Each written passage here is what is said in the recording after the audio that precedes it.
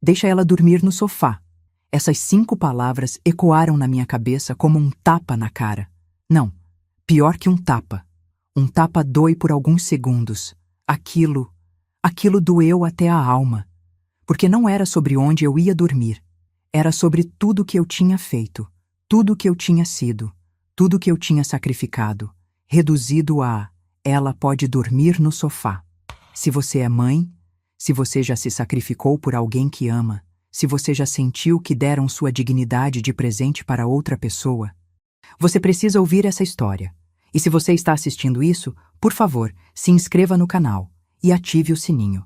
Porque essa história vai te mostrar que nunca é tarde demais para recuperar seu valor. Meu nome é Ângela, tenho 67 anos. E durante 40 desses anos, eu vivi para uma única pessoa, meu filho Roberto. Quando meu marido morreu, Roberto tinha apenas 12 anos. Eu me lembro de olhar para aquele menino magro, de olhos vermelhos de tanto chorar no funeral, e fazer uma promessa silenciosa. Ele nunca sentiria falta de nada. Eu seria mãe e pai. Eu seria tudo. E fui. Trabalhei em 3 empregos simultâneos durante anos. De manhã, eu era faxineira em um escritório. À tarde, auxiliar de produção em uma fábrica de tecidos. À noite, quando Roberto dormia, eu costurava roupas para fora. Minhas mãos ficaram calejadas. Minha coluna, curvada. Meu rosto, envelhecido antes do tempo. Mas Roberto estudou em escola particular. Roberto teve computador quando os outros meninos da rua mal tinham televisão. Roberto fez faculdade de administração. Roberto abriu sua própria empresa de consultoria. Eu tinha uma casa simples de 2 quartos, em um bairro operário, algumas economias que juntei centavo por centavo, e a satisfação de ver meu filho bem-sucedido. Achei que isso fosse suficiente. Achei que o amor de um filho fosse eterno. Roberto se casou aos 32 anos. A noiva se chamava Patrícia. Ela era gerente de banco, bem vestida, bem falante, bonita. Cabelos sempre impecáveis, unhas perfeitas. Aquele ar de quem nasceu sabendo o que é fino. Na primeira vez que a conheci, ela me cumprimentou com 2 beijinhos no ar, daqueles que não encostam no rosto. Sorriu mostrando dentes branquíssimos e disse: "Que casa! Charmosa!" O jeito que ela disse charmosa me fez olhar em volta da minha sala com outros olhos. Os móveis antigos. A televisão pequena, as cortinas que eu mesma tinha costurado. "A mãe do Roberto tem um coração enorme", disse Patrícia, pegando a mão de Roberto. "Ela fez tudo sozinha por você, amor. Deve ter sido muito difícil." Na época, achei que era empatia. Hoje eu sei. Estava fazendo inventário, calculando quanto eu tinha, quanto eu valia. O casamento foi lindo. Eu vendi umas joias que meu marido tinha me dado e paguei a festa. 200 convidados, buffet completo, decoração com flores importadas. Patrícia queria que fosse perfeito e eu queria que meu filho fosse feliz. "Mãe, você não precisava", Roberto disse quando soube. Mas seus olhos brilharam. Ele queria aquilo. Queria impressionar os amigos, os colegas, a família dela. E eu? Eu queria vê-lo feliz. Os primeiros anos foram tranquilos. Roberto visitava todo domingo. Sempre trazia os netos, João e Sofia. Aquelas 2 crianças eram minha razão de viver. João tinha os olhos do pai, aquele castanho quente. Sofia tinha meu nariz, arrebitado e pequeno. Eu guardava bala no pote, deixava eles mexerem na gaveta de bijuterias, contava histórias antes de dormir quando ficavam comigo. Sofia adorava ouvir sobre como o avô tinha pedido minha mão em casamento embaixo de uma mangueira. João queria saber sobre a época que eu trabalhava na fábrica. "Vovó era super-heroína", ele dizia, com aquela seriedade de criança de 6 anos. E eu sentia que sim, que tinha valido a pena. Todas as noites sem dormir, todos os ossos doloridos, toda a solidão. Valia por aquele abraço apertado, por aquele "te amo, vovó", sussurrado no meu ouvido. Mas então, as coisas começaram a mudar. As visitas foram se espaçando. Todo domingo virou 2 vezes por mês. 2 vezes por mês virou 1 vez. 1 vez por mês virou "a gente está muito ocupado, mãe". Quando eu ligava, era sempre Patrícia quem atendia. Ai, Ângela, as crianças estão com a agenda cheia. Natação, inglês, judô. Você entende, né? Queremos o melhor para eles. Eu entendia. Claro que entendia. Eu também queria o melhor. Mas por que o melhor não incluía a avó? Um dia liguei e ouvi Sofia ao fundo. É a vovó? Deixa eu falar com ela. E a voz de Patrícia, mais distante e mais clara. Agora não, Sofia. A vovó está ocupada. E ela desligou, na minha cara.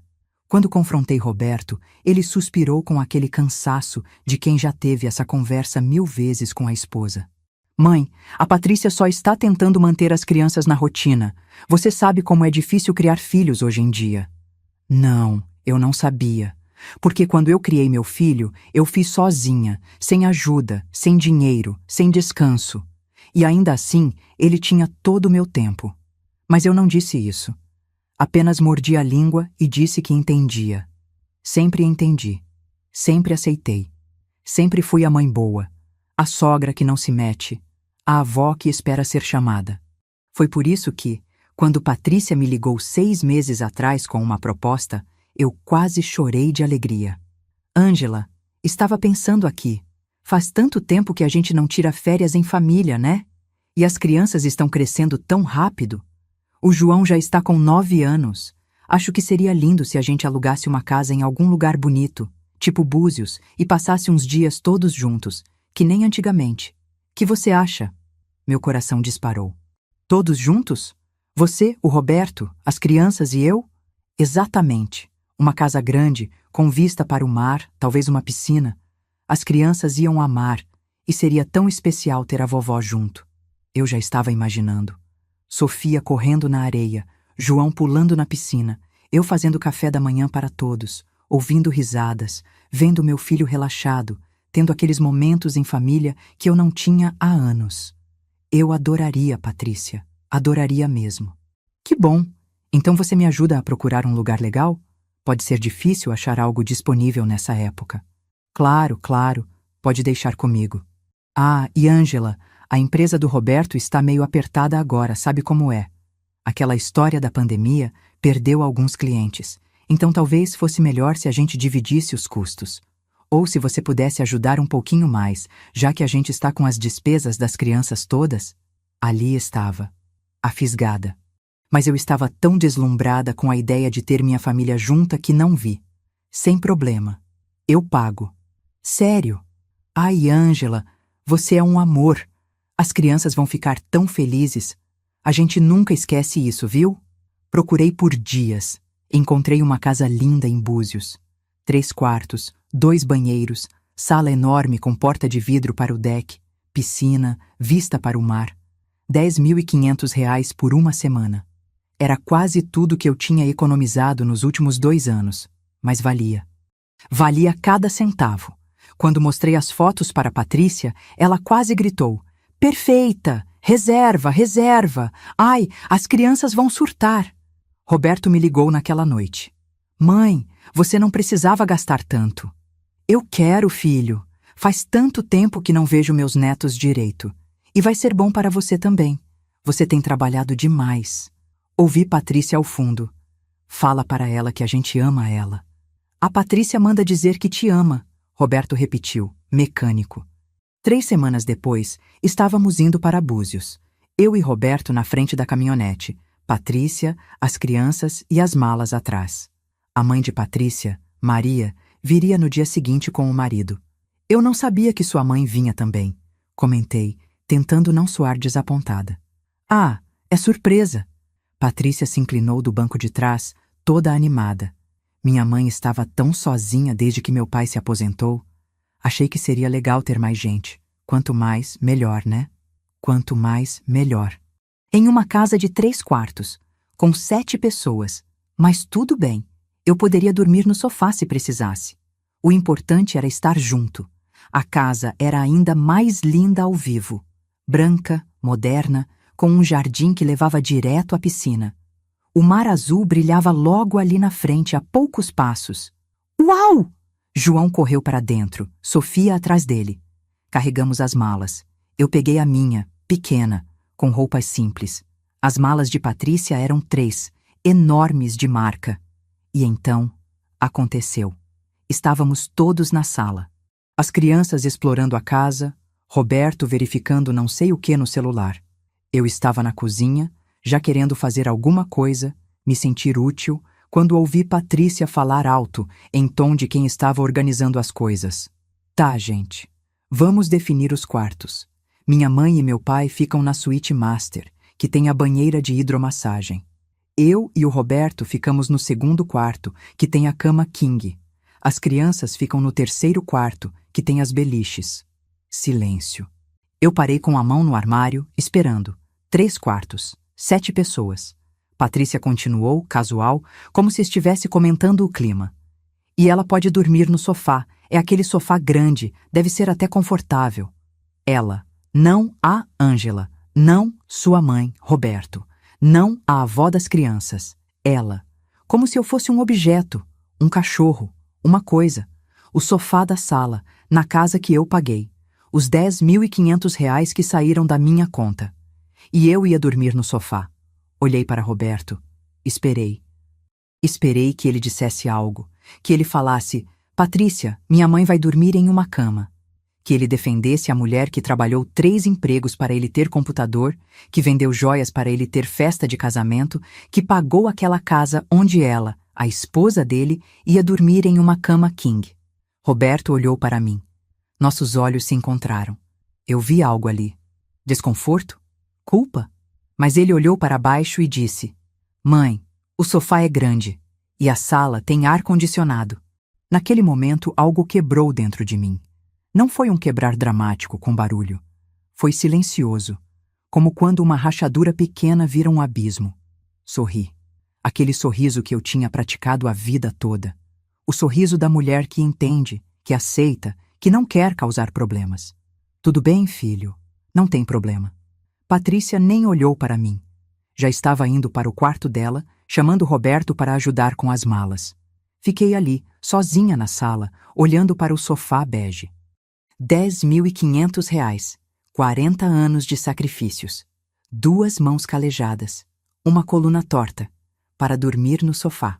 Mas o que eu não sabia naquele momento era que as coisas estavam prestes a ficar muito, muito piores, e que aquele sofá ia ser o menor dos meus problemas. A primeira noite foi terrível. O sofá era bonito, mas desconfortável. Curto demais para eu esticar as pernas completamente. E a sala, apesar do ar-condicionado, tinha aquela iluminação automática do jardim que entrava pela janela enorme. Mas não foi o desconforto físico que me impediu de dormir. Foi a humilhação. Toda vez que eu fechava os olhos, ouvia de novo. E ela pode dormir no sofá. Acordo às 5 da manhã. Sempre acordei cedo, hábito de décadas trabalhando. Dobrei o lençol e o cobertor. Deixei tudo arrumado. Não queria que ninguém descesse e me visse deitada ali feito uma mendiga. Fui para a cozinha. Fiz café, separei frutas, preparei a mesa. Pelo menos isso eu ainda podia fazer. Ainda podia ser útil. Roberto foi o primeiro a descer, às 7. Estava de bermuda e camiseta de dormir. Mãe, você dormiu bem? Ele não olhou nos meus olhos quando perguntou. Dormi, filho. O café está pronto. Obrigado. Ele se serviu, ainda sem me olhar. Desculpa por ontem. A Patrícia, ela estava cansada da viagem. Às vezes ela fala sem pensar. Não precisa pedir desculpa. É que... Bem, você entende, né? A mãe dela raramente sai de casa. A gente queria que ela tivesse conforto. A mãe dela, que eu nunca tinha visto, que não tinha relação nenhuma comigo. Ela tinha direito ao conforto. Mas eu, a mãe dele, a mulher que criou ele sozinha, eu podia dormir no sofá. Eu entendo, filho. E de certo modo, eu entendia. Entendia que na escala de prioridades da minha própria família, eu estava em último lugar. As crianças desceram correndo, animadas. Vovó, você viu a piscina? Posso tomar café rápido e ir nadar? Pode, meu amor. Mas come direitinho primeiro. João me abraçou apertado. Vovó, quando a gente voltar, você vem dormir lá em casa? Minha cama é de solteiro, mas dá para dividir. Antes que eu respondesse, Patrícia apareceu na escada, já impecável com um vestido de linho branco e óculos escuros na cabeça. João, não enche a vovó. Ela tem a casa dela, a gente tem a nossa. O tom era leve, mas tinha algo embaixo, uma farpas. Bom dia, Ângela.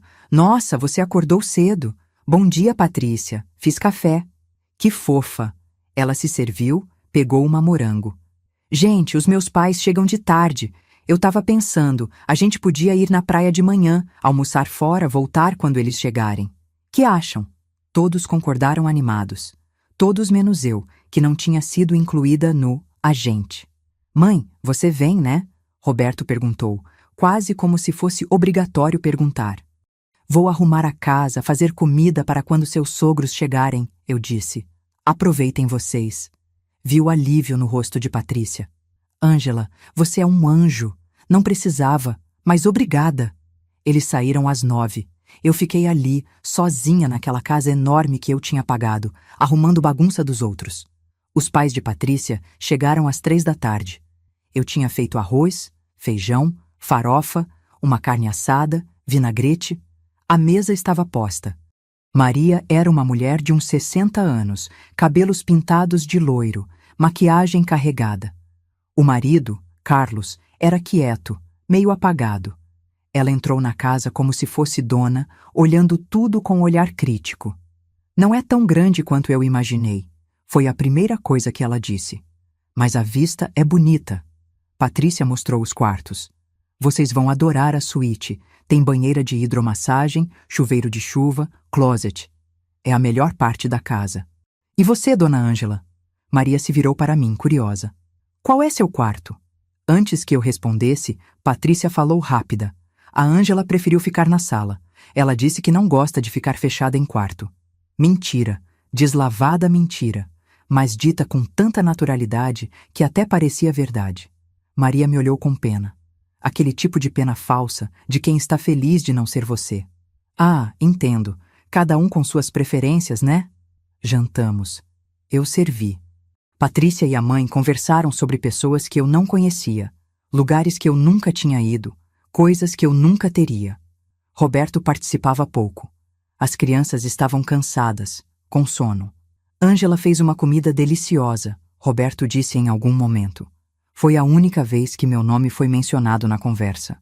Ela sempre foi muito prestativa, Patrícia concordou, naquele tom que parecia elogio, mas era diminuição. Não é, sogra? Sogra. Palavra que ela nunca usava. Só ali, na frente da mãe, para marcar território.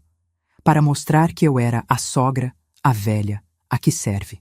Naquela noite, deitada de novo no sofá, eu chorei. Baixinho, para ninguém ouvir. Chorei pelos 40 anos que dei para meu filho. Chorei pela casa que paguei e onde eu não tinha nem direito a uma cama. Chorei pela mulher que eu tinha sido, forte e lutadora, reduzida a isso. O segundo dia foi pior. Patrícia e a mãe tomaram café tarde, por volta das 11. Vieram já arrumadas, conversando sobre ir ao centro de Búzios fazer compras. Ângela, você cuida das crianças, né? Eles querem ficar na piscina. O Roberto foi resolver um problema da empresa pelo telefone. Não era pedido, era ordem. Claro, elas saíram. Eu fiquei com João e Sofia na piscina. Brinquei com eles, apliquei protetor solar, dei suco, contei histórias. Aquilo eu gostava. Meus netos eram tudo para mim. Mas em algum momento, João perguntou: Vovó, por que você não dorme no quarto com a gente? A beliche de cima está vazia. Porque a vovó gosta de ficar na sala, amor. Mas a mamãe falou que você tá no sofá porque não tem quarto para você. Que a casa era pequena. Mordi a língua. A mamãe estava brincando. Sofia franziu o nariz. Eu não gostei quando ela falou que você é velha e só vê televisão o dia todo. Você não é velha e você faz milhões de coisas. Meu coração apertou. Quando sua mãe falou isso? Ontem à noite. Eu fui beber água e elas estavam na sala. A avó Maria perguntou por que você estava no sofá e a mamãe disse que você gosta. E disse também que você é velha submissa? O que é isso? Velha submissa. Patrícia tinha me chamado de velha submissa para a mãe dela. É só um jeito de falar, amor. Não significa nada. Mas significava. Significava tudo. Aquela noite, depois que todos dormiram, eu estava na sala, deitada no sofá, olhando o teto. Não conseguia parar de pensar. Velha submissa. 40 anos de sacrifício resumidos à velha submissa. E então ouvi vozes. Patrícia e a mãe dela na varanda do quarto delas, que dava para o jardim lateral. As vozes vinham pela janela aberta. Eu te disse, mãe, ela é fácil de manipular. Mas você não acha que foi demais? A coitada pagou pela casa inteira. Coitada? Ela tem uma casa, quitada, no nome dela. Sabe quanto vale? Pelo menos R$500 mil. E ela aqui, dormindo no sofá, fazendo comida para todo mundo, cuidando das crianças de graça. É o mínimo que ela pode fazer. Silêncio. Depois, a voz de Maria. E o Roberto? Ele não fala nada? O Roberto faz o que eu mando. Ele me deve muito. A empresa dele estava quebrada quando a gente se casou, você lembra? Eu que arrumei empréstimos no banco. Eu que reestruturei as finanças. Ele sabe que sem mim, ele não é nada. Você é dura com ele. Eu sou realista. Olha, mãe, eu tenho um plano. Um plano grande. Meu coração começou a acelerar. Eu me levantei silenciosa, cheguei mais perto da janela. Que tipo de plano? A Ângela está velha, começa a esquecer as coisas. Você viu hoje de manhã? Ela esqueceu onde colocou a chave da casa. Ficou procurando por 10 minutos. Mentira. Eu não tinha esquecido chave nenhuma. Mas o que Patrícia estava tramando? E se ela está ficando esquecida, senil, ela precisa de cuidados, especializados. Patrícia, escuta, mãe. Aquela casa dela vale R$500 mil. As economias que ela tem devem dar mais uns 100 mil. E ela não tem mais ninguém além do Roberto. Se o Roberto tiver que interná-la, por segurança dela, é claro, em uma boa clínica de repouso, bem longe, alguém vai ter que administrar os bens dela, fazer procuração, vender a casa para pagar a clínica. Você está falando em roubar a sogra? A voz de Maria estava chocada. Não é roubar, é gestão de bens. Eu trabalho em banco, mãe. Eu sei como essas coisas funcionam. Um laudo de um psicólogo amigo meu dizendo que ela tem início de demência, mais alguns episódios de confusão mental bem documentados, e pronto. A gente faz uma procuração para o Roberto, interna ela, vende a casa, pega o dinheiro. Meu sangue gelou. Eu estava ouvindo aquilo, estava sonhando. Não podia ser real. E o Roberto concorda? O Roberto nem precisa saber de tudo. Quando ele descobrir, já vai estar feito. E ele não vai reclamar, porque vai ser para o bem dele. A empresa dele está quebrada de novo. Ele fez uns investimentos idiotas, tem dívidas. Esse dinheiro vai salvar ele. Não sei, Patrícia. Parece errado. Errado é ela morrer e deixar tudo isso para o Estado porque não planejou nada. A gente só está sendo prático. Passos. Elas estavam entrando no quarto. Voltei correndo para o sofá, deitei, fechei os olhos. Meu coração estava disparado. Minhas mãos tremiam. Elas queriam me internar. Roubar minha casa. Pegar minhas economias. Tudo. E Roberto? Roberto estava quebrado de novo? Fez investimentos idiotas? Tinha dívidas? Fiquei ali, tremendo, com os olhos fechados, fingindo dormir, mas com o cérebro a mil. 40 anos de sacrifício. E no final, iam me trancar em um asilo e roubar tudo que eu tinha. Mas elas tinham cometido um erro enorme. Elas tinham presumido que eu era fraca, que eu era submissa, que eu ia aceitar. Elas não faziam ideia do que uma mãe é capaz quando encurralam ela. Não dormi naquela noite. Cada vez que fechava os olhos, ouvia de novo. Um laudo dizendo que ela tem demência, interna ela, vende a casa, pega o dinheiro. Às 5 da manhã, quando o céu começou a clarear, eu já tinha tomado uma decisão. Não ia ser vítima. Não dessa vez. Não depois de tudo que eu tinha construído, suado, sacrificado. Precisava de provas. Precisava entender a extensão do plano delas. E precisava proteger minha casa. Me levantei, silenciosa. Fui ao banheiro, lavei o rosto com água fria. A mulher que me olhou no espelho estava diferente. Tinha 40 anos de cansaço nos olhos, mas também algo novo. Raiva. Determinação. Fiz café. Me forcei a agir normalmente. Quando Patrícia desceu, por volta das 9, eu estava na cozinha. Quieta, dócil. Bom dia, Ângela. Nossa, você sempre acorda tão cedo? Bom dia, sim. Costume antigo. Sorri. O sorriso da velha submissa. Que fofa! Olha, hoje eu e minha mãe vamos passar o dia fora. Tem um spa aqui perto que parece divino. Você não se importa de cuidar das crianças de novo, né? E talvez fazer o almoço para o pessoal? Claro, pode deixar. Sabia que podia contar com você. Ela pegou uma maçã, mordeu. Ah, e Ângela, você tem andado um pouco esquecida nesses dias. Ontem você esqueceu onde colocou a chave. Hoje de manhã vi que deixou a torneira do jardim aberta a noite toda. Você tá se sentindo bem? Torneira do jardim? Eu nem tinha ido ao jardim ontem à noite. Desculpa, deve ser o cansaço. Você não é mais nova, né? Tem que cuidar da saúde. Às vezes, esses esquecimentos são sintomas de... Bem, melhor nem falar. Mas se piorar, a gente precisa te levar em um médico, viu? Ela estava plantando, criando narrativa, esquecimentos que eu nunca tinha tido. Obrigada por se preocupar. Imagina, você é praticamente da família. Praticamente. Não era. Era praticamente. Patrícia e Maria saíram às 10. Roberto foi para a cidade resolver umas coisas. Fiquei com as crianças, Carlos, que passava o dia todo lendo jornal na varanda, e meus pensamentos. Às 2 da tarde, depois de dar almoço para João e Sofia e colocá-los para assistir um filme, tive minha chance. O celular de Patrícia estava na mesa da sala. Ela sempre deixava em qualquer lugar porque confiava demais. Ou melhor, porque achava que ninguém ali teria coragem de mexer nas coisas dela. Peguei o celular, mãos tremendo, coração disparado, tinha senha. Claro que tinha. Tentei o aniversário de Roberto. Nada. O aniversário das crianças. Nada. Fiquei ali, olhando para a tela, frustrada. E então lembrei. Uma vez, meses atrás, eu estava na casa deles e vi Patrícia desbloqueando o celular.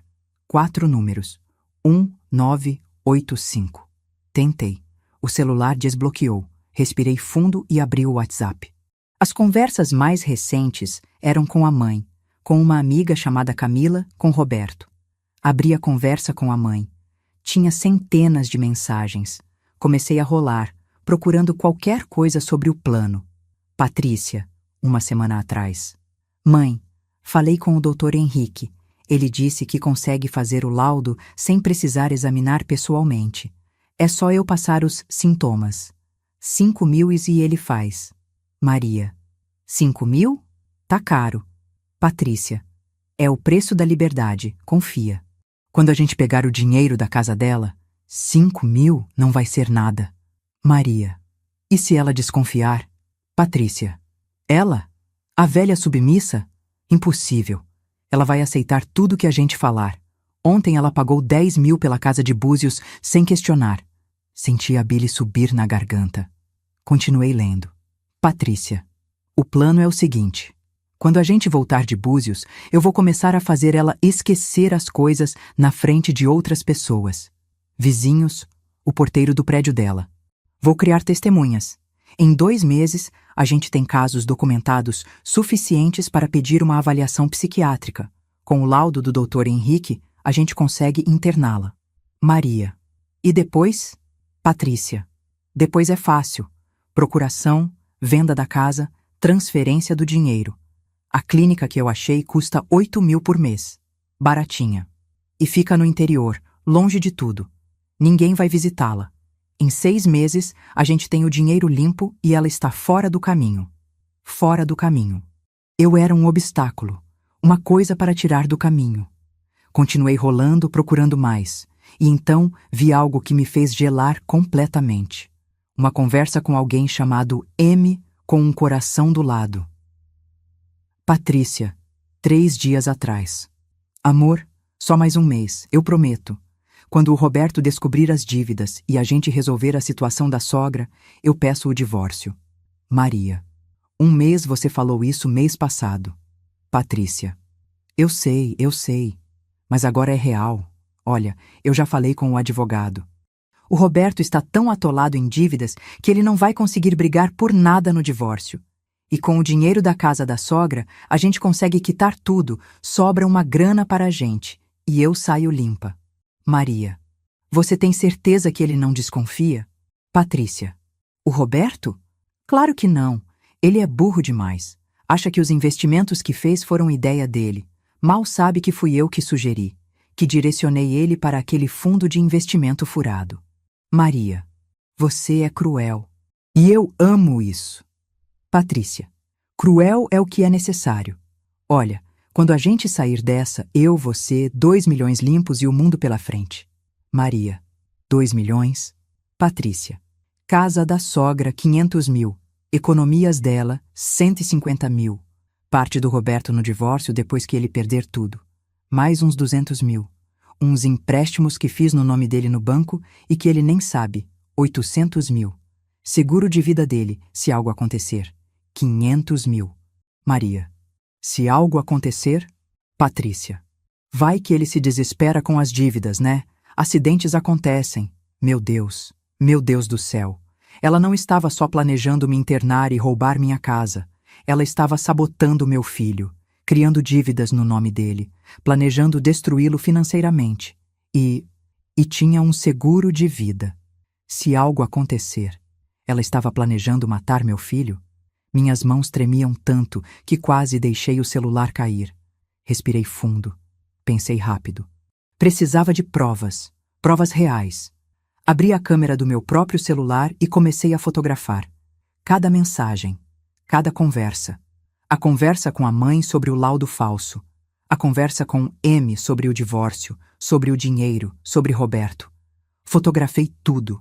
Dezenas de fotos. Mãos tremendo, coração na boca, ouvidos atentos para qualquer barulho de carro chegando. Quando terminei, coloquei o celular de Patrícia exatamente onde estava.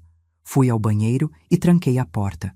Sentei na tampa do vaso, tremendo. Li as fotos de novo. Não era pesadelo. Era tudo real. Patrícia não era só uma nora interesseira. Ela era uma criminosa. Uma golpista profissional. E ela estava usando meu filho como marionete para um plano elaborado de fraude, roubo e possivelmente homicídio. Roberto estava em perigo. E ele nem sabia. Lavei o rosto de novo. Olhei no espelho.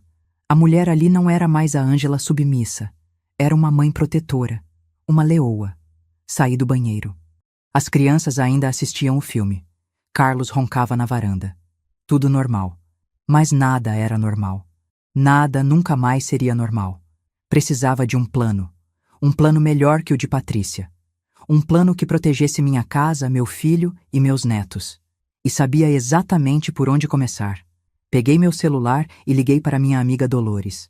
Dolores morava no mesmo bairro que eu há 30 anos. Ex-secretária de um escritório de advocacia, tinha contatos, sabia das coisas, era esperta. Ângela, tudo bem? Como está Búzios? Dolores, preciso de ajuda. É urgente. Minha voz deve ter soado estranha porque ela imediatamente ficou séria. O que aconteceu? Não posso falar agora, mas preciso que você faça algo para mim. Você ainda tem aquele contato no cartório? O João? Tenho. Por quê? Preciso de uma cópia certificada da escritura da minha casa. Autenticada, com firma reconhecida, tudo. Preciso urgente. Ângela, você está me assustando. Depois eu explico tudo. Pode fazer isso para mim? Claro. Vou lá amanhã de manhã. Mas me conta o que está acontecendo. Estou descobrindo quem são as pessoas de verdade, Dolores. E está sendo assustador. Desliguei. Segundos depois, mandei a ela, por WhatsApp, algumas das fotos mais importantes. As mensagens sobre o laudo falso, sobre a internação, sobre a venda da casa. Guarda isso. Não mostra para ninguém. Mas se algo acontecer comigo, você sabe o que fazer.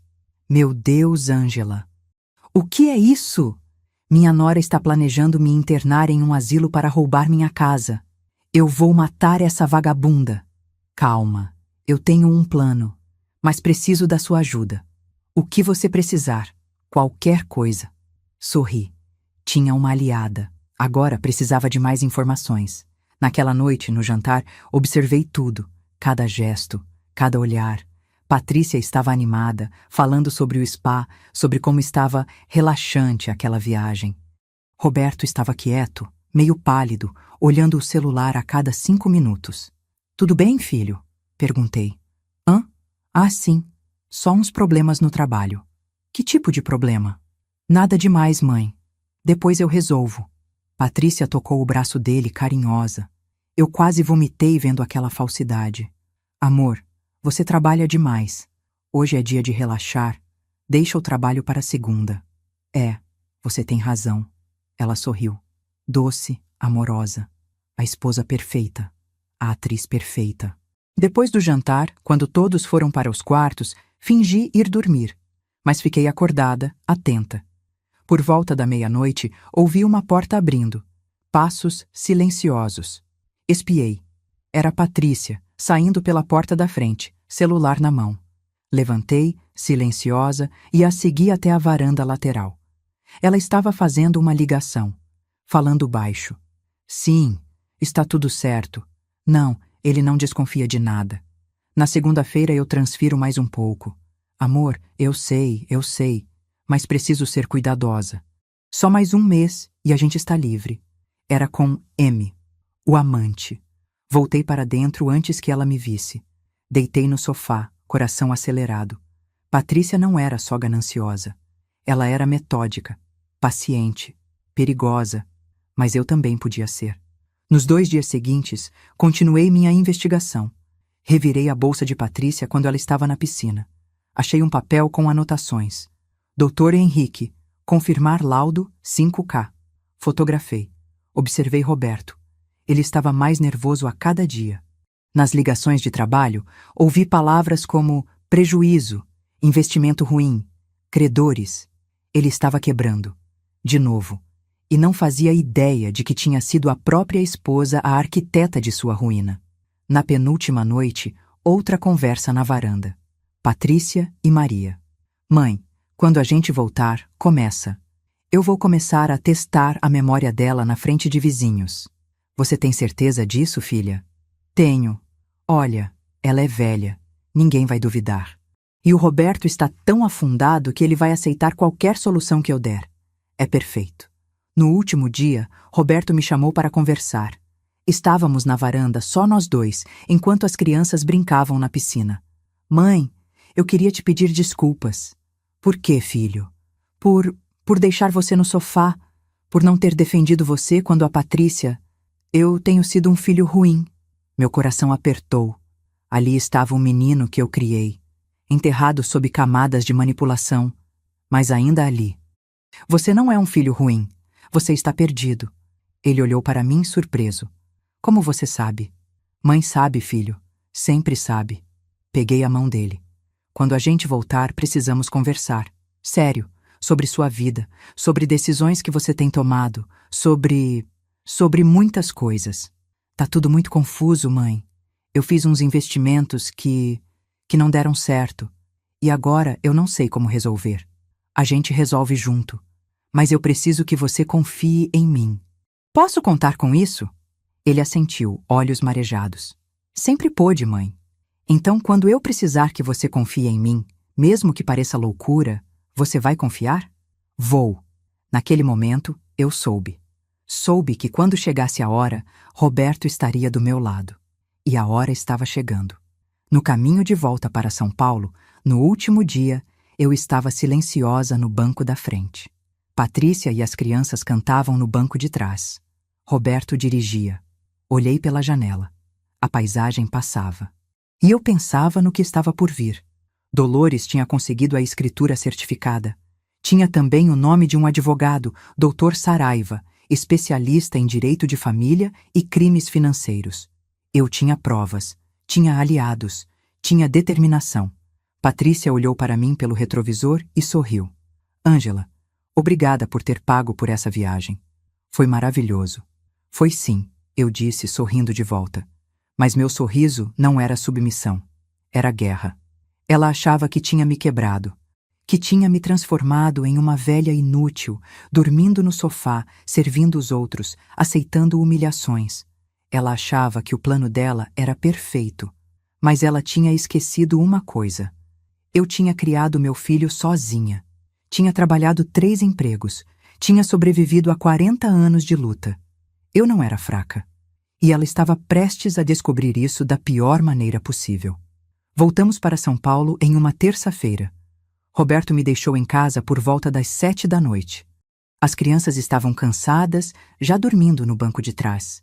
Obrigado por tudo, mãe. Por pagar a viagem, por cuidar das crianças. Ele me abraçou. Um abraço rápido, meio sem jeito. De nada, filho. A gente se fala durante a semana? Claro, eu te ligo. Entrei na minha casa. Fechei a porta. E pela primeira vez em 7 dias, respirei. Meu lar. Meu pequeno, simples, sagrado lar. A casinha de 2 quartos pela qual eu tinha trabalhado décadas. Cada móvel tinha uma história. Cada cômodo, uma lembrança. E Patrícia queria roubar isso de mim. Não ia acontecer. Liguei para Dolores. Conseguiu? Consegui. A escritura está aqui, certificada, com firma reconhecida em cartório. E conversei com o Dr. Saraiva. Ele quer falar com você amanhã de manhã. 9 horas no escritório dele. Endereço: Rua Augusta, 1247, sala 503. Obrigada, Dolores. Você é minha salvação. Só me promete uma coisa. Quando você destruir essa vagabunda, eu quero detalhes. Todos. Sorri. Prometo. Naquela noite, imprimi todas as fotos que tinha tirado das conversas de Patrícia. Organizei por data, por assunto. Fiz um dossiê completo. Mensagens sobre o laudo falso, sobre a internação, sobre o plano de roubar minha casa, sobre o amante, sobre as dívidas que ela estava criando no nome de Roberto. Tinha 30 páginas quando terminei. 30 páginas de evidências de fraude, manipulação, conspiração para cometer crimes. Na manhã seguinte, fui ao escritório do Dr. Saraiva. Ele era um homem de uns 50 anos, cabelos grisalhos, óculos, ar sério, mas gentil. Dona Ângela, a Dolores me falou um pouco da situação, mas preciso que a senhora me conte tudo, desde o começo. E eu contei. Cada detalhe. A viagem, o sofá, as conversas que escutei, as mensagens que fotografei. Mostrei o dossiê. Dr. Saraiva leu tudo. Sua expressão ficou cada vez mais grave. Dona Ângela, isso aqui é muito sério. Conspiração para cometer fraude. Falsificação ideológica, se ela de fato conseguir esse laudo falso. Crimes contra o patrimônio. E dependendo de como interpretar essas mensagens sobre o seguro de vida, pode configurar até mesmo conspiração para homicídio. Eu sei. Por isso vim ao senhor. A senhora quer processar sua nora? Quero proteger minha casa, meu filho e meus netos. Se processar ela é o caminho, então sim. Vou ser franco. Com essas provas, a senhora tem um caso sólido, mas vai ser doloroso. Para seu filho, especialmente. Ele vai ter que saber de tudo. A traição, as dívidas, o plano. Ele precisa saber, antes que seja tarde demais. Dr. Saraiva assentiu. Então vamos fazer o seguinte. Primeiro, vamos proteger seu patrimônio. Vou fazer um documento declarando você plenamente capaz, com avaliação de um psiquiatra idôneo. Vou também registrar essas evidências em cartório, com data e hora, para que não possam ser contestadas depois. E depois? Depois eu sugiro que a senhora confronte seu filho, mostre a ele as provas, dê a ele a chance de se separar dela voluntariamente, de denunciar as fraudes que ela cometeu no nome dele. Se ele cooperar, a justiça pode ser mais branda com ele, dependendo do grau de envolvimento dele nos crimes. Ele não está envolvido, ele é vítima também.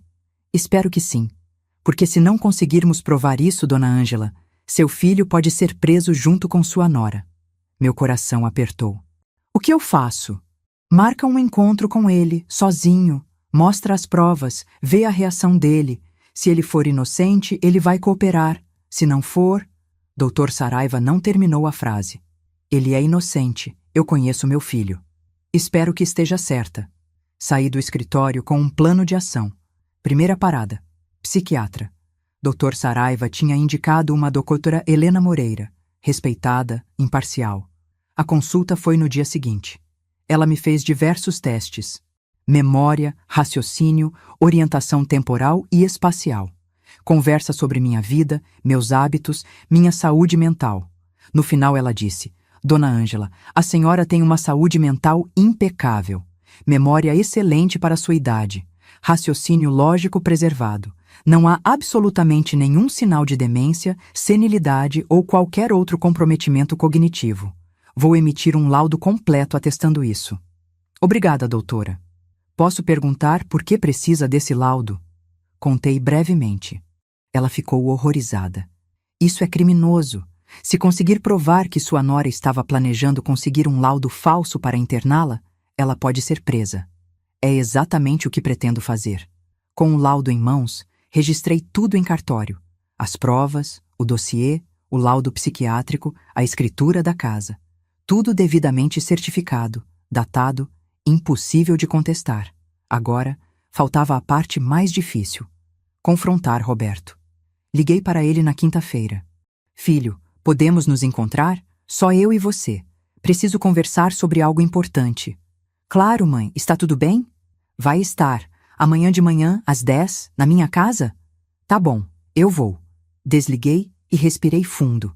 Amanhã, meu filho ia descobrir que a mulher com quem era casado era uma criminosa, que sua vida tinha sido manipulada, que ele estava sendo usado. Ia doer muito, mas era necessário. Na sexta-feira, às 10 em ponto, Roberto tocou a campainha. Estava com olheiras profundas, rosto cansado. Parecia ter envelhecido 10 anos. Oi, mãe. Ele me beijou no rosto. Oi, filho. Entra. Fiz café. Sentamos na mesa da cozinha. Servi café, pão, bolo. Ele comeu em silêncio. Mãe, você está me assustando. O que aconteceu? Olhei nos olhos dele. Meu menino, meu filho. A razão de 40 anos de sacrifício. Roberto, preciso te contar algo. E preciso que você me ouça até o fim, sem interromper. Você me prometeu que ia confiar em mim. Lembra? Lembro. Então confia. Peguei o dossiê. Coloquei na mesa entre nós. Em Búzios, eu descobri que sua esposa está planejando me internar em uma clínica de repouso com um laudo psiquiátrico falso, vender minha casa e ficar com o dinheiro. Roberto ficou branco. O quê? Deixa eu terminar. Ela também está tendo um caso, com alguém chamado M, e está planejando se divorciar de você assim que conseguir o dinheiro da minha casa e destruir você financeiramente. Mãe, que loucura é essa? A Patrícia não faria isso. Ela me ama. Ela não ama, filho. Ela está usando você. E eu tenho provas. Abri o dossiê. Mostrei as primeiras páginas. As mensagens sobre o laudo falso, sobre a internação, sobre a venda da casa. Roberto lia cada vez mais pálido. As mãos tremiam. Mãe, isso não pode ser real. Tem mais. Virei as páginas. As mensagens com M. Sobre a traição. Sobre o divórcio planejado. Sobre investimentos que fiz no nome dele? Que investimentos? Ela sabotou você, Roberto. Ela sugeriu investimentos ruins de propósito para quebrar você. Para te deixar vulnerável, dependente dela. Não, ela não faria isso. E tem mais. Olha aqui. Apontei para a mensagem sobre o seguro de vida. Seguro de vida dele se algo acontecer. Vai que ele se desespera com as dívidas, né? Acidentes acontecem. Roberto leu, releu, leu de novo. E então começou a chorar. Não foi aquele choro silencioso de homem adulto. Foi um soluço profundo, de criança, de dor, de traição, de quebra completa. Ela quer me matar? Não sei se quer de fato, filho, mas no mínimo ela está considerando a possibilidade e está se preparando para lucrar com isso. Roberto colocou as mãos no rosto. Os ombros tremiam. Eu sou um idiota completo. Você me avisou, mãe, tantas vezes, e eu nunca escutei. Você estava apaixonado, cego. Ela é boa no que faz. Ela me destruiu. Minha empresa está quebrada. Eu tenho dívidas que não sei nem de onde vieram. Eu perdi você, perdi tempo com meus filhos, perdi tudo. Para quê? Para uma mulher que só queria me usar? Peguei a mão dele. Ainda dá tempo de consertar. Como? Como eu conserto isso? Primeiro, você precisa saber exatamente que dívidas existem no seu nome. Eu já consultei um advogado. Ele vai te ajudar a investigar. Segundo, você precisa se separar dela. Imediatamente. Antes que ela execute o plano completamente. E as crianças? As crianças vão ficar com você. Eu vou te ajudar. Como sempre ajudei. Roberto me olhou com aqueles olhos vermelhos, rasos de lágrimas. Por que você faz isso, mãe? Depois de tudo que eu deixei acontecer com você, você ainda me ajuda? Porque você é meu filho. E mães não desistem dos filhos, mesmo quando os filhos desistem delas. Ele me abraçou, apertado, como não me abraçava desde criança, e chorou no meu ombro. Eu sinto muito, por tudo, pela forma que deixei ela te tratar, por não ter te defendido, por ter sido tão cego. Eu sei, filho, eu sei. Ficamos assim por longos minutos, mãe e filho, unidos de novo, contra o inimigo comum. Quando Roberto se afastou, ele estava diferente, mais forte, determinado. O que eu faço agora? Agora você vai para casa. Age normalmente. Não deixa ela desconfiar. Enquanto isso, você investiga suas finanças, descobre exatamente o que ela fez. Na segunda, a gente se encontra com o advogado. E então a gente acaba com ela. Roberto assentiu. Pode ser perigoso. Se ela descobrir, por isso você precisa ser cuidadoso. Age como se nada tivesse acontecido, mas vai juntando informações. Extratos bancários, contratos, documentos, tudo. Tudo bem. Ele foi embora. Eu fechei a porta e respirei. O plano estava em movimento. Durante o fim de semana, Roberto me mandou mensagens. Tinha achado contratos de empréstimo no nome dele que ele nunca assinou, transferências bancárias que ele não autorizou, investimentos em fundos que ele nem conhecia. Patrícia tinha criado quase R$ 1 milhão em dívidas no nome dele. Na segunda-feira, nos encontramos com o Dr. Saraiva. Roberto levou todos os documentos. O advogado analisou tudo. Grave. Isso é fraude bancária em grande escala, falsificação de assinatura, crimes contra o sistema financeiro. Seu caso é complexo, Roberto, porque você é casado com ela. Vai ser difícil provar que você não tinha conhecimento. Mas ele não tinha, eu disse. Ele descobriu agora. Então ele precisa denunciar. Imediatamente. Ir à polícia, fazer um boletim de ocorrência, pedir investigação. E se eu fizer isso, o que acontece com ela? Roberto perguntou. Ela vai ser investigada. Se as provas forem consistentes, será indiciada. Pode ir para a cadeia. E você, se cooperar completamente com a investigação, tem chances de não ser punido como cúmplice. Roberto olhou para mim. Mãe, se eu denunciar ela, as crianças vão sofrer. Vão descobrir que a mãe é uma criminosa. As crianças já estão sofrendo, filho. Crescendo em uma casa de mentiras, com uma mãe que não ama o pai, que está ensinando elas valores errados. A verdade dói, mas a mentira destrói. Ele respirou fundo. Então vamos fazer. Como a gente faz? Dr. Saraiva se inclinou. Primeiro você separa os bens, imediatamente. Depois faz o boletim de ocorrência com todas as provas. Então, confronta ela. Na frente de testemunhas, de preferência. Grava a conversa, se possível. Deixa ela se incriminar. Depois, pede o divórcio e a guarda dos filhos. Testemunhas? Eu perguntei. Quanto mais gente presenciar o confronto e a confissão dela, mais forte fica o caso. Então eu sei exatamente quando fazer, eu disse. Roberto me olhou, confuso. Quando? Na festa de aniversário de Sofia, sábado que vem. Vai estar toda a família da Patrícia, nossos amigos, vizinhos. Perfeito. Dr. Saraiva sorriu. Perfeito. Patrícia tinha planejado minha destruição nos mínimos detalhes. Tinha tramado por meses. Tinha sido cuidadosa, meticulosa, cruel. Mas ela tinha subestimado uma coisa. Uma mãe protegendo seu filho é a força mais perigosa do universo. E no aniversário de 9 anos da minha neta, o mundo de Patrícia ia desmoronar. A semana passou devagar. Cada dia era uma tortura de ansiedade, planejamento e segredos. Roberto agiu perfeitamente. Continuou indo para casa todos os dias como se nada tivesse mudado. Beijava Patrícia na bochecha, jantava com ela, dormia no mesmo quarto. Mas por dentro, ele estava fervendo de raiva e desespero. É difícil, mãe, ele me disse em uma de nossas ligações secretas. Olhar para ela e saber o que ela fez, o que ela planejou. Fingir que está tudo normal. Eu sei, filho, mas é só mais alguns dias. E quanto mais natural você agir, menos ela vai suspeitar. Ontem ela estava no computador e eu espiava pelo canto do olho. Ela estava pesquisando clínicas de repouso, para você.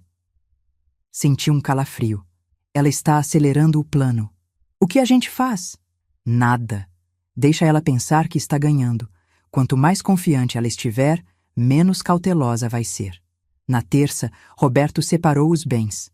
Tirou tudo que era dele e meu de qualquer conta conjunta. Transferiu para uma conta nova, em outro banco que Patrícia não tinha acesso. Moveu também as economias das crianças para contas protegidas em nome deles com Roberto como tutor único. Ela vai notar, ele disse nervoso.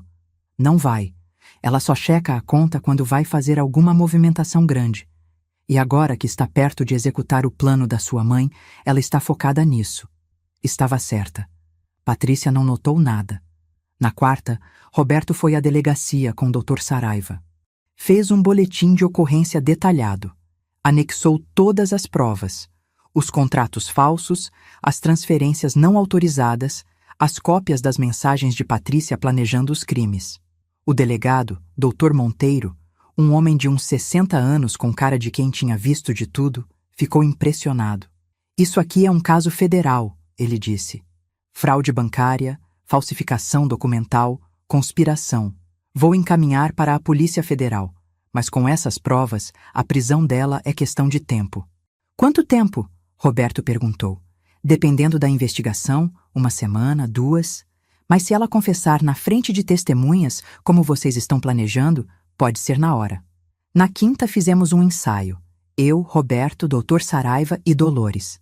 Sentamos na sala do advogado e planejamos cada passo do confronto.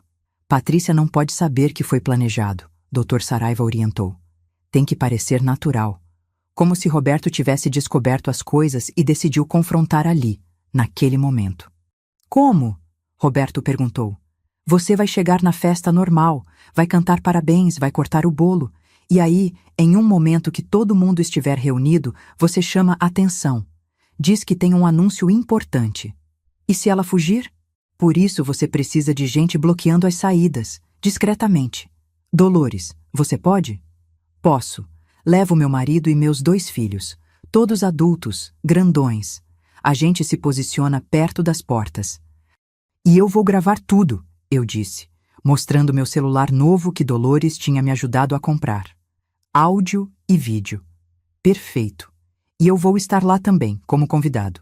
Sou amigo da família, certo? Se ela tentar algo, eu intervenho legalmente. Revisamos o plano 3 vezes. Cada palavra que Roberto ia dizer. Cada documento que ia mostrar. Cada reação possível de Patrícia e como lidar. E se ela negar tudo? Roberto perguntou. Ela vai. No começo. Mas você tem as provas. E quando perceber que não tem saída, vai fazer uma de 2 coisas: desmoronar ou atacar. Atacar como? Verbalmente. Vai tentar virar o jogo. Acusar você de algo, implorar, manipular. É o padrão de pessoas assim. Mas você não pode ceder. Tem que ficar firme. Vou ficar. Na sexta, fui com Dolores comprar um vestido novo. Para a festa, eu disse a ela. Quero estar bonita quando aquela víbora cair. Dolores riu. Você está diferente, Ângela. Mais forte. Estou. Passei a vida sendo empurrada, aceitando, abaixando a cabeça. Mas chega. Quando alguém tenta te destruir, você tem 2 opções: se curva ou se levanta. Eu escolhi me levantar. Comprei um vestido azul marinho, elegante, mas simples. Sapatos baixos, confortáveis, nada chamativo. Mas me senti diferente quando me vi no espelho. Senti que era eu mesma de novo. Ângela. Não a sogra submissa. Não a velha inútil. Eu. No sábado de manhã, o dia da festa, acordei às 5. Não conseguia dormir mesmo. Fiz café, sentei na varanda, olhei o céu clareando. Em algumas horas, 40 anos de manipulação, humilhação e planos malignos iam ser expostos. Patrícia ia cair. Roberto ia se libertar. E eu ia recuperar minha dignidade. Mas tinha medo também. Medo de que algo desse errado. Medo da reação de Patrícia. Medo de como as crianças iam reagir. João e Sofia, meus netos, iam ver a mãe sendo desmascarada. Iam sofrer, mas não tinha outro jeito. Crianças são resilientes. Dor passageira é melhor que uma vida de mentiras.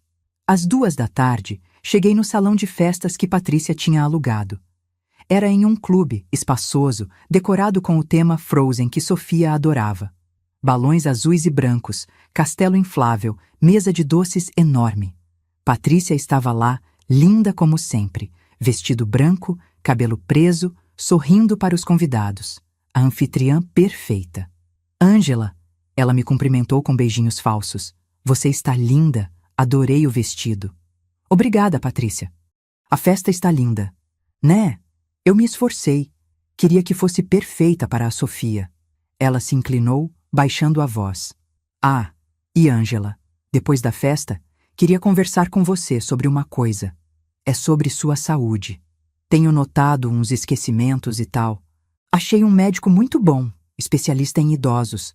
Acho que seria bom você fazer uma avaliação. Olhei nos olhos dela. Tão confiante. Tão certa de que ia ganhar. Claro, Patrícia, a gente conversa depois. Ótimo. Ela me deu um tapinha no braço e foi cumprimentar outros convidados. Dolores chegou logo depois, com o marido Ronaldo e os filhos Marcelo e André. Todos corpulentos, sérios. Posicionaram-se estrategicamente perto das duas portas do salão. Doutor Saraiva chegou às 3, discreto, com a esposa. Misturou-se aos convidados como se fosse só mais um amigo da família. Roberto estava tenso. Eu via nos olhos dele, mas estava agindo bem. Brincava com as crianças, conversava com os convidados, sorria. Às 4, cantamos parabéns. Sofia estava radiante, vestida de Elsa, soprando as velhinhas. João pulava ao lado dela. Aquele momento era deles. Puro, inocente. Em minutos ia acabar, mas era necessário. Cortamos o bolo, distribuímos fatias, as crianças correram para o castelo inflável. Os adultos conversavam em grupinhos. E então Roberto pegou um copo e uma colher. Bateu, fazendo um ruído que chamou a atenção. Pessoal, posso ter a atenção de todos por um minuto? As conversas foram cessando. Todos se viraram para ele. Patrícia estava do outro lado do salão. Sorriu, achando que era algum discurso fofo de pai. Roberto respirou fundo e olhou para mim. Acenei com a cabeça. Ele olhou para Dr. Saraiva. O advogado também acenou. Era a hora. Eu sei que esse é um dia de festa, de alegria. E para Sofia e João é. Mas infelizmente, para mim, esse também é o dia em que preciso fazer algo muito difícil. Preciso contar uma verdade que vai chocar muita gente aqui. Patrícia franziu a testa. Começou a andar em direção a Roberto. Amor, o que você está fazendo? Roberto levantou a mão, parando ela. Fica onde está, Patrícia. Você vai querer ouvir isso. O tom dele era duro, firme. Todo mundo percebeu. O salão ficou em silêncio total. Há alguns dias, minha mãe me procurou com uma história que parecia absurda. Ela me disse que você, Patrícia, estava planejando interná-la em uma clínica de repouso usando um laudo psiquiátrico falso para poder roubar a casa dela. Gasps, murmúrios. Patrícia ficou branca. Roberto, que absurdo é esse? Você está louco? Deixa eu terminar. No começo, eu não acreditei. Pensei que minha mãe estava confusa, paranoica. Mas ela tinha provas, fotos de conversas do seu celular. Conversas com sua mãe, planejando nos mínimos detalhes como iam fazer isso. Isso é invasão de privacidade. Ela não tinha direito de mexer no meu celular. Você deixou desbloqueado, na casa que ela pagou, onde você a humilhou, dizendo que ela ia dormir no sofá. Lembra? Patrícia olhou em volta. Todo mundo estava olhando para ela. Roberto, você está me constrangendo na frente de todo mundo. Para. A gente conversa em casa. Não. A gente conversa aqui, agora, na frente de testemunhas. Tirou papéis do bolso do paletó. O dossiê. Aqui estão as provas. Conversas entre você e sua mãe sobre pagar R$ 5.000 para um Dr. Henrique fazer um laudo falso dizendo que minha mãe tem demência, sobre interná-la, sobre vender a casa dela. Quer que eu leia em voz alta? Não! Você não tem direito. Tenho. Porque você estava planejando destruir minha família. Minha mãe. Maria, a mãe de Patrícia, estava pálida em um canto. As pessoas olhavam para ela também. Ela virou o rosto. E tem mais. Roberto continuou, voz tremendo, mas firme. Você também está tendo um caso. com alguém que você chama de M nos seus contatos, e estava planejando se divorciar de mim assim que conseguisse o dinheiro da minha mãe. Agora os gaspes foram mais altos. Patrícia olhou em volta, desesperada. E tem ainda mais. Você criou dívidas no meu nome. Quase R$1 milhão. Falsificou minha assinatura em contratos de empréstimo. Sugeriu investimentos ruins de propósito para me quebrar financeiramente. Você me sabotou. Durante anos. Patrícia estava tremendo. Isso é mentira. Mentira! Então explica isso. Roberto mostrou papéis. Contratos com minha assinatura que eu nunca assinei. Perícia grafotécnica comprovou que é falsificação. Patrícia procurou uma saída com os olhos. Viu as portas bloqueadas por Ronaldo e os filhos de Dolores. Não tinha para onde correr. Você está me armando uma cilada. Não. Você armou uma cilada para mim, para minha mãe, para minha família. E agora, todo mundo aqui sabe. E então foi minha vez. Dei um passo à frente. Olhei Patrícia nos olhos. Você me chamou de velha submissa. Achou que eu ia aceitar tudo calada. Achou que eu era fraca, inútil, fácil de manipular. Tirei um papel da bolsa. O laudo da doutora Helena. Eu tenho saúde mental perfeita. Laudo psiquiátrico completo feito por uma profissional respeitada. Seu plano de me internar nunca ia funcionar. Tirei outro papel. A escritura. E minha casa está registrada em cartório, com toda a documentação protegida. Você nunca ia conseguir vendê-la. Olhei em volta para todos os convidados, para a família dela, para todo mundo. Vocês sabem quantos anos eu trabalhei para ter essa casa?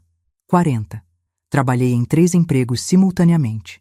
Criei meu filho sozinha, viúva, sem ajuda de ninguém. Paguei cada tijolo daquela casa com meu suor. E essa mulher achou que podia simplesmente roubar tudo de mim. Voltei-me para Patrícia. Mas você errou, porque eu posso ser velha, posso ser simples, mas eu não sou submissa. Nunca fui, e você acabou de descobrir isso. O silêncio no salão era ensurdecedor. Você podia ouvir o vento passando pelas janelas abertas, o som distante das crianças no castelo inflável, alheias ao drama adulto que se desenrolava. Patrícia estava no meio do salão, sozinha, com todas as atenções voltadas para ela. Seu rosto tinha passado do branco para o vermelho. Raiva, medo, desespero. Vocês não entendem, ela começou, voz trêmula. A Ângela, ela estava ficando esquecida. Eu estava tentando proteger ela, tentando proteger todo mundo. Vocês não viram como ela estava em Búzios, confusa, perdendo coisas. Mentira, eu disse firme. Você inventou que eu estava perdendo coisas. Você mesma escondeu a chave da casa para poder depois dizer que eu tinha esquecido onde estava. Como você sabe disso? A pergunta escapou antes que ela pudesse se controlar. Porque eu ouvi. Ouvi você falando com sua mãe na varanda, sobre o Dr. Henrique, sobre o laudo falso, sobre o plano de internar eu e roubar minha casa. Os olhos de Patrícia se arregalaram. Você estava escutando? Eu estava deitada no sofá, naquele sofá onde você me colocou, na casa que eu paguei. E vocês falavam como se eu fosse um objeto, uma coisa velha e inútil para tirar do caminho. Eu não quis dizer... Você disse exatamente isso, Roberto interrompeu. Eu li as mensagens, Patrícia. A velha submissa, fácil de manipular, fora do caminho. Você falava da minha mãe como se fosse lixo. A mãe de Patrícia deu um passo à frente, envergonhada. Patrícia, isso é verdade? Patrícia se virou para ela, desesperada. Mãe, você sabia, você estava comigo, você concordou com o plano. Maria empalideceu. As pessoas ao redor começaram a murmurar, olhando para ela com nojo. Eu pensei que fosse só conversa. Pensei que você não ia fazer de verdade, Maria gaguejou. Claro que ia, e você ia ganhar parte do dinheiro. Você é tão culpada quanto eu. Agora Maria estava sendo olhada com a mesma repulsa. Carlos, o marido dela, se afastou um passo, como se não quisesse ser associado. Dr. Saraiva se adiantou, mostrando sua carteira de advogado. Patrícia, Maria, vocês têm direito a ficar caladas. Mas tudo o que estão dizendo pode e será usado contra vocês em um processo criminal. Patrícia olhou para ele confusa. Quem é você? Dr. Saraiva. advogado de Ângela e Roberto, e estou gravando essa conversa inteira com consentimento de todos neste salão. Continuem, por favor. O pânico tomou conta do rosto de Patrícia. Ela olhou para Roberto. Amor, por favor, você não entende. Eu fiz tudo isso por você. A empresa estava quebrada. A gente precisava de dinheiro. Eu estava tentando salvar você. Mentira, Roberto disse, voz firme, mas dolorida. Você estava me destruindo. Você criou dívidas no meu nome. Falsificou minha assinatura. Sugeriu investimentos ruins de propósito. Você não estava me salvando. Estava me afundando. Isso não é verdade. Roberto mostrou mais papéis. Aqui. Contrato de empréstimo de R$300 mil. Eu nunca assinei isso. Perícia grafotécnica comprovou. Você falsificou minha assinatura. Eu assinei por você porque você estava muito ocupado. Sem minha permissão. Isso é crime. Patrícia se virou para os convidados desesperada, procurando aliados. Vocês não entendem. Casamentos são difíceis. Às vezes a gente precisa tomar decisões sem consultar o outro. Isso não é crime. Falsificação de documento é crime, sim. Dr. Saraiva interveio. Fraude bancária é crime. Conspiração para cometer fraude é crime. E planejamento de internação forçada com documentação falsa é crime. E traição? Uma voz feminina veio do fundo. Era Camila, a melhor amiga de Patrícia, que tinha aparecido na festa. E ter um amante enquanto destrói seu marido, isso não conta? Patrícia olhou para Camila, traída. Como você... Eu vi as mensagens, quando você me emprestou seu celular semana passada para fazer uma ligação. Vi você falando com MSV, você planejando fugir com ele, com o dinheiro do Roberto. Eu não disse nada porque achei que era problema seu. Mas agora eu vejo que você é pior do que eu imaginava. Camila, você não entende? Eu entendo sim. Você é uma golpista, uma criminosa. E eu fui amiga de você durante anos sem saber. Patrícia estava cercada, sem aliados, sem saída. E então ela fez o que pessoas desesperadas fazem. Atacou. Virou-se para Roberto, olhos brilhando de raiva. Você quer saber a verdade? A verdade completa? Tudo bem, vou contar. Patrícia, você tem o direito de ficar calada, Dr. Saraiva avisou. Cala a boca, ela gritou para o advogado. Depois olhou para Roberto. Você acha que é inocente? Você acha que não sabia de nada? Você sabia sim. Sabia do quê? Roberto estava confuso. Das dívidas. Você sabia que sua empresa estava quebrada. Eu te avisei várias vezes. Mas você não quis ouvir. Continuou fazendo investimentos idiotas, gastando dinheiro que a gente não tinha. E quando eu sugeri pegar emprestado com sua mãe ou usar a casa dela como garantia, você concordou. Eu nunca concordei em falsificar documentos. Você concordou em usar ela. Você disse, a gente precisa de dinheiro, faz o que for preciso. Lembra? Na noite depois que o banco negou o nosso último empréstimo? Você disse, faz o que for preciso? Roberto ficou pálido. Eu disse isso no desespero. Não pensei que eu ia fazer o trabalho sujo. Pois é, eu fiz. Porque alguém precisava salvar essa família. Salvando, roubando minha mãe? Sua mãe tem dinheiro, tem uma casa quitada, economias, e ela nunca fez nada com isso. Só fica lá, sozinha, guardando tudo. Para quê? Para dar para você quando ela morrer? Então por que não dar agora, quando a gente precisa? O raciocínio dela era tão distorcido que as pessoas ao redor ficaram chocadas. Dei um passo à frente. Porque é meu dinheiro, minha casa. Eu trabalhei por isso, e eu decido o que fazer com isso. Não você. Você é egoísta, Patrícia gritou para mim. Egoísta! Seu filho está se afogando em dívidas e você fica aí, sentada no seu dinheiro, sem ajudar. Meu filho está se afogando porque você o afundou. Eu gritei de volta. Você criou dívidas no nome dele, você sabotou a empresa dele, você fez tudo isso de propósito. Eu fiz para poder controlar a situação. Se ele estivesse bem-sucedido, ele não precisaria mais de mim. Ele me deixaria, como todos os homens deixam. Eu precisava que ele dependesse de mim. Silêncio. Ela tinha confessado, admitido tudo, na frente de 50 pessoas.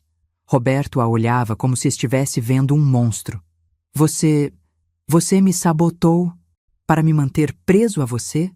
Eu te amava e sabia que se você tivesse sucesso, tivesse dinheiro, você ia encontrar alguém melhor, alguém mais jovem.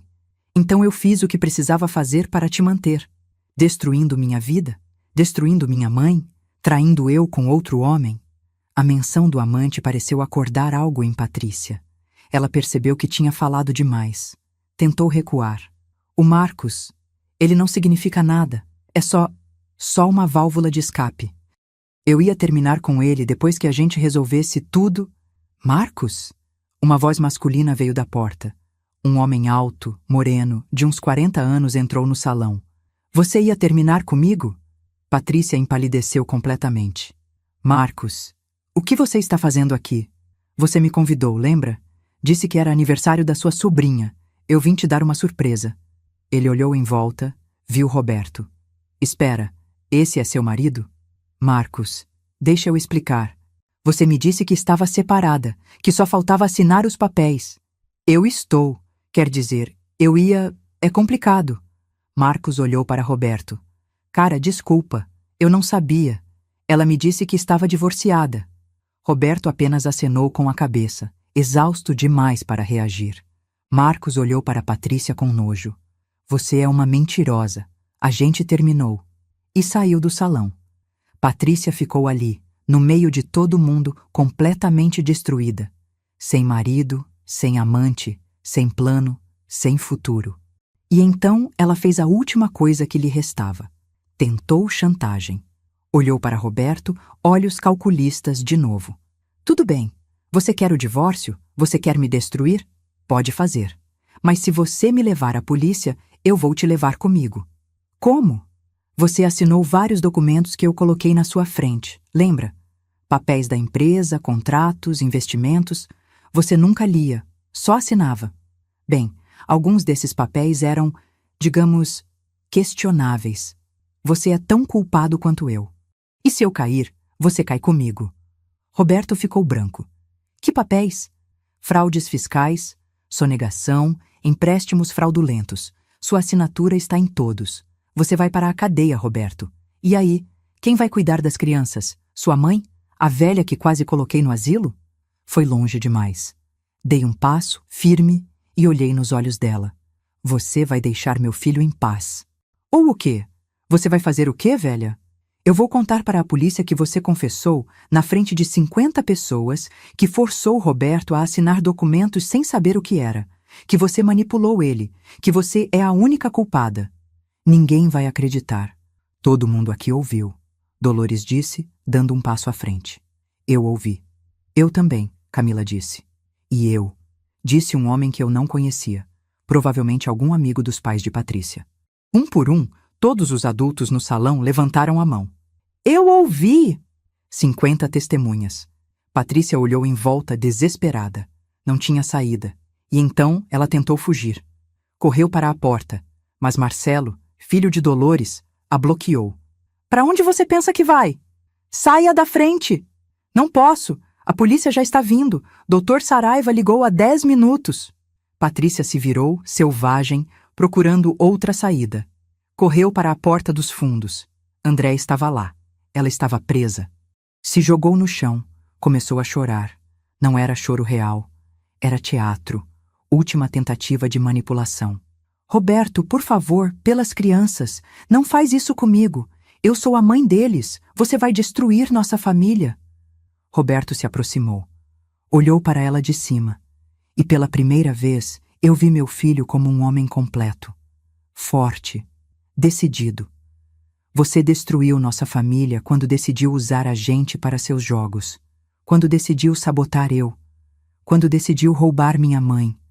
Quando me traiu. Você fez tudo isso.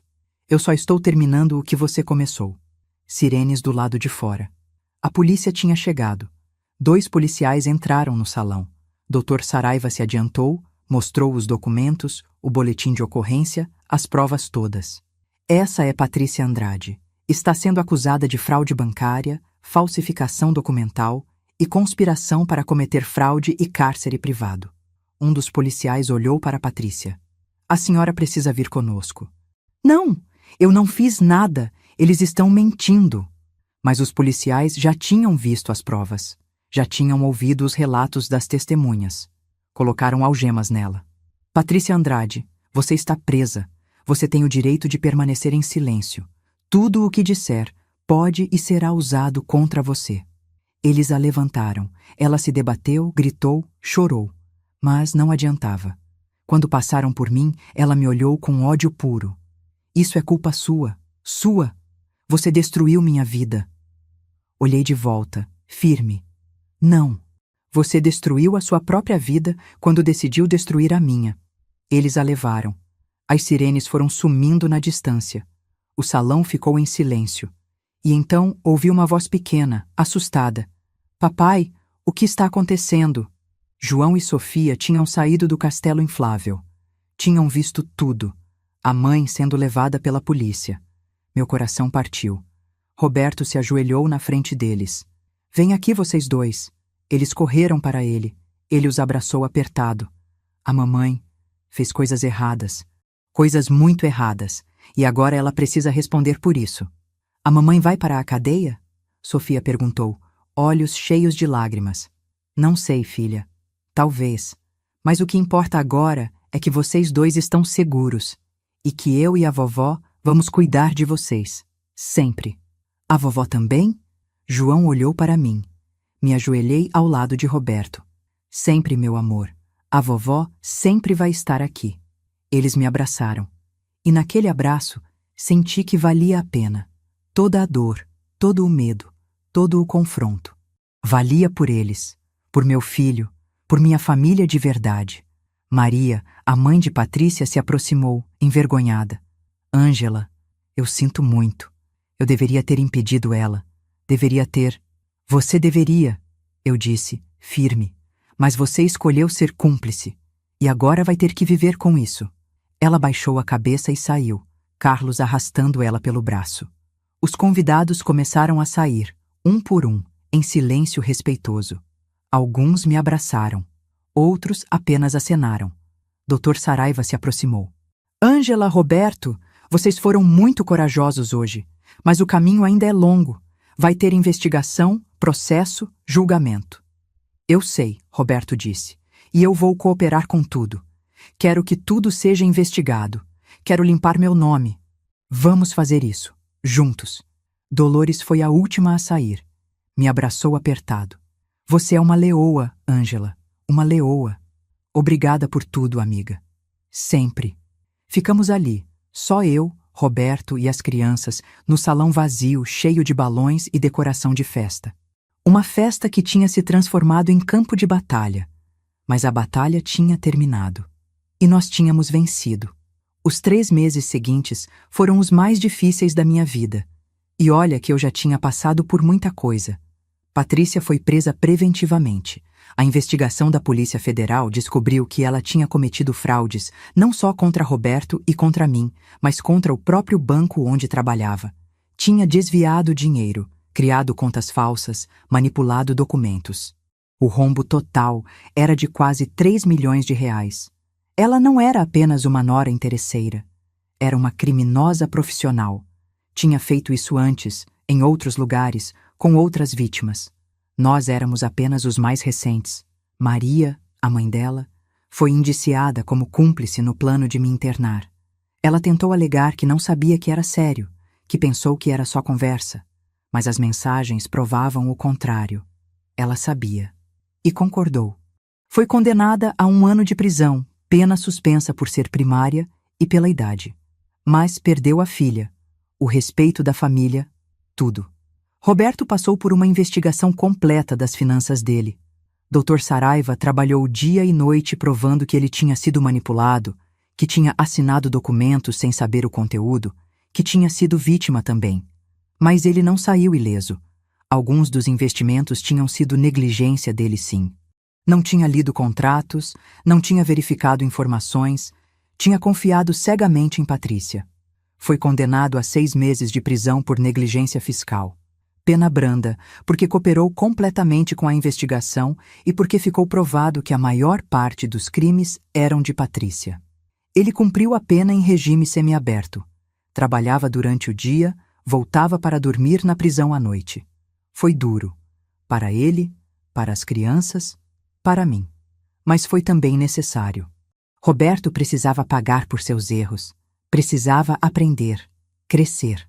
João e Sofia ficaram comigo. Legalmente, até Roberto sair da prisão. A guarda provisória. No começo foi difícil. Sofia chorava todas as noites. Cadê a mamãe? Por que a mamãe não vem? Eu explicava com palavras de criança que a mamãe tinha feito coisas erradas e precisava ficar longe por um tempo. João, mais velho, entendia mais, mas ainda doía. A mamãe é má, vovó? A mamãe cometeu erros, erros muito grandes. E agora ela precisa lidar com as consequências. Mas ela ainda ama a gente? Não sei, meu amor. Às vezes as pessoas que a gente ama fazem coisas que machucam a gente. E a gente precisa aprender que amar alguém não significa aceitar tudo o que eles fazem. Com o tempo, eles foram se ajustando. A rotina ajudou. Escola, dever de casa, brincadeiras, jantares em família. Toda semana íamos visitar Roberto. As crianças passavam a tarde com ele. Eu ficava um pouco, dava privacidade para eles conversarem. Roberto estava mudado, mais magro, mais sério, mas também mais presente, mais consciente. Mãe, eu sinto muito, ele me disse em uma das visitas, quando estávamos sozinhos por alguns minutos. Por tudo, por ter sido tão cego, por ter deixado ela fazer o que fez. Eu sei, filho, eu não merecia você. Não mereço ainda. Peguei a mão dele através da grade. Você é meu filho. Sempre vai merecer meu amor. Mas precisa merecer seu próprio respeito. E está no caminho certo. Ele chorou. Pela primeira vez em anos, meu filho adulto chorou na minha frente sem vergonha. Patrícia foi julgada 4 meses depois da prisão. O julgamento durou 3 dias. Eu estava lá, na primeira fila, olhando nos olhos dela. Ela tentou de tudo. Chorou, implorou, alegou que tinha problemas psicológicos, que tinha sido pressionada, que era vítima também. Mas as provas eram irrefutáveis. 50 testemunhas, mensagens, documentos, confissão gravada. Foi condenada a 8 anos de prisão por fraude bancária, falsificação documental e conspiração para cometer diversos crimes. Quando leram a sentença, ela me olhou. Com ódio ainda, como se tudo fosse culpa minha. Eu olhei de volta, sem raiva, sem medo, apenas com pena. Pena de uma mulher que tinha tudo e jogou fora por ganância. Roberto saiu da prisão em abril, 6 meses exatos. Eu e as crianças fomos buscá-lo. Sofia correu para ele, João também. Eles o abraçaram como se não o vissem há anos. Pai, você está em casa? Estou, filhos, e não vou sair mais. Ele me olhou. Mãe, bem-vindo de volta, filho. Nós o abraçamos, ali, na frente da prisão, sem vergonha, sem medo do que as pessoas iam pensar. Éramos família de novo. Roberto se mudou de volta para a casa dele, mas passou por mudanças drásticas. Vendeu o apartamento grande que estava cheio de dívidas. Comprou um menor, mais modesto, que coube no orçamento. Fechou a empresa antiga, que estava completamente comprometida. Começou de novo, do zero, trabalhando como consultor independente, honestamente, sem atalhos. Ele vinha jantar na minha casa 3 vezes por semana. Trazia as crianças. A gente conversava, ria, assistia filme juntos. Um dia, uns 2 meses depois que ele saiu da prisão, estávamos na minha varanda. As crianças brincavam no quintal. Mãe, tem uma coisa que eu nunca te agradeci direito. O quê? Por não ter desistido de mim. Quando descobriu tudo que a Patrícia fez, tudo que eu deixei acontecer, você podia ter virado as costas, dito que eu merecia. Mas não. Você lutou por mim. Mães não desistem, filho. Podem se cansar, podem se machucar, podem até se afastar por um tempo. Mas não desistem. Eu não mereço você. Você merece sim, porque você está aprendendo, crescendo, se tornando o homem que eu sempre soube que você poderia ser. Ele limpou os olhos. Eu vou passar o resto da vida compensando você. Não precisa compensar nada, só precisa ser feliz, ser bom, ser presente para seus filhos. Vou ser, prometo. E ele cumpriu. 6 meses depois, Roberto conheceu Fernanda, uma professora divorciada, mãe de um menino de 10 anos. Ela era simples, genuína, trabalhadora. E amava meu filho de verdade. Não pelo dinheiro que ele não tinha, não pelo status, mas por ele. Quando Roberto me apresentou ela, eu soube imediatamente, pelo jeito que ela olhava para ele, pelo jeito que ele sorria perto dela. Mãe, o que você acha? Acho que ela é perfeita para você. Mesmo? Porque depois da Patrícia, tenho medo de errar de novo. Filho, a Patrícia era uma atriz, uma manipuladora profissional. A Fernanda é real. Você consegue ver a diferença agora? Consigo, e é assustador como eu não via antes. Mas vê agora, e isso que importa. Eles se casaram 1 ano depois. Uma cerimônia pequena, na praia, só família próxima e amigos verdadeiros. João e Sofia estavam radiantes. Tinham adorado Fernanda desde o primeiro dia. E o filho dela, Lucas, tinha se tornado praticamente um irmão. Na cerimônia, Roberto fez um discurso. Falou sobre segundas chances, sobre aprender com os erros, sobre gratidão. E então olhou para mim. Mãe, se não fosse por você, eu não estaria aqui hoje. Não estaria livre, não estaria feliz, não estaria vivo, talvez. Você me salvou quando eu nem sabia que precisava ser salvo. Essa nova vida, essa nova chance, eu devo tudo a você. Chorei. Ali, na frente de todo mundo, chorei de alegria, porque meu filho tinha voltado. O menino que eu criei, que eu amava, que eu tinha perdido por anos para uma manipuladora, ele tinha voltado. A vida não ficou perfeita. Perfeito não existe. Roberto ainda tinha dívidas para pagar. Ainda trabalhava duro, às vezes demais. Ainda tinha pesadelos sobre a prisão, sobre Patrícia, sobre tudo o que aconteceu. As crianças ainda tinham momentos difíceis. Sofia às vezes perguntava pela mãe biológica. João tinha raiva de Patrícia, raiva que ele não sabia processar. Fizemos terapia. Eu, Roberto, as crianças, todos juntos e separadamente. Aprendemos a falar sobre o que aconteceu, a processar, a curar. E aos poucos, dia após dia, fomos ficando melhor. Patrícia tentou entrar em contato algumas vezes da prisão. Mandava cartas para Roberto, para as crianças. Roberto não respondia. Consultou o advogado e decidimos que era melhor assim. Corte total de contato, pelo bem das crianças. Ela é a mãe biológica deles. Roberto me disse, incerto. Eles têm direito de saber dela?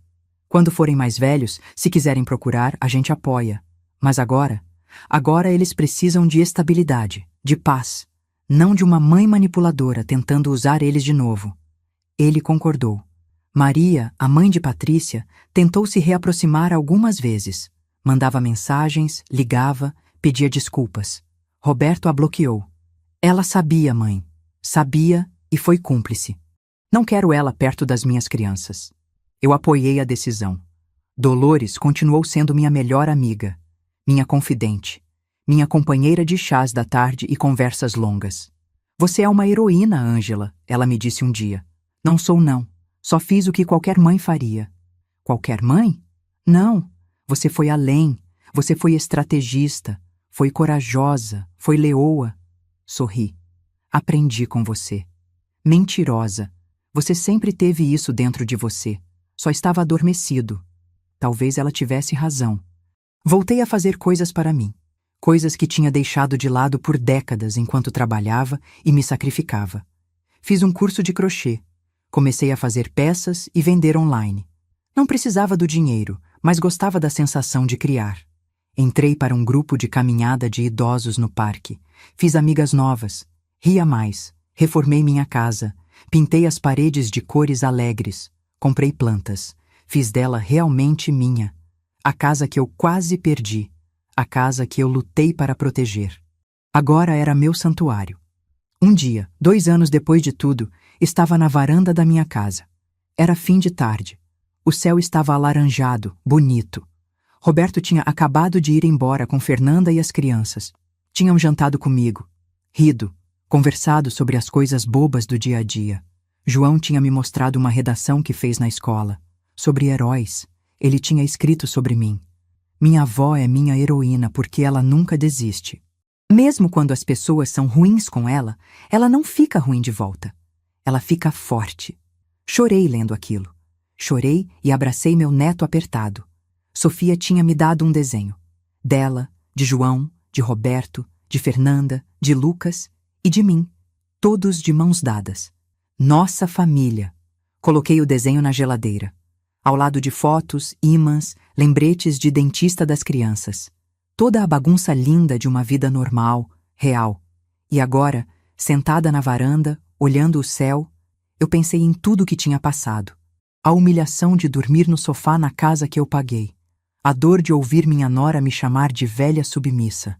O medo quando descobri o plano dela de me internar e roubar tudo de mim.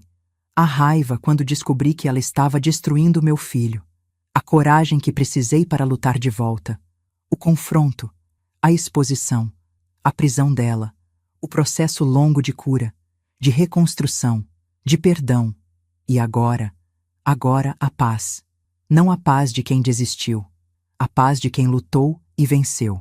Peguei meu celular. Fazia tempo que não atualizava meu status, mas senti que precisava escrever algo. Digitei. Aos 67 anos, aprendi que nunca é tarde para lutar por si mesma, que ser gentil não significa ser fraca, que aceitar não é o mesmo que se submeter, e que a vingança mais doce não é destruir quem te machucou, mas reconstruir sua própria vida e ser feliz apesar deles. Para todas as mulheres, mães, avós que estão passando por situações difíceis, vocês são mais fortes do que pensam. E merecem dignidade, respeito e amor. Sempre. Postei. Segundos depois, mensagens começaram a chegar. De amigas, de conhecidos, de pessoas que eu nem sabia que me acompanhavam. Você é a inspiração. Obrigada por compartilhar sua história. Eu precisava ouvir isso hoje.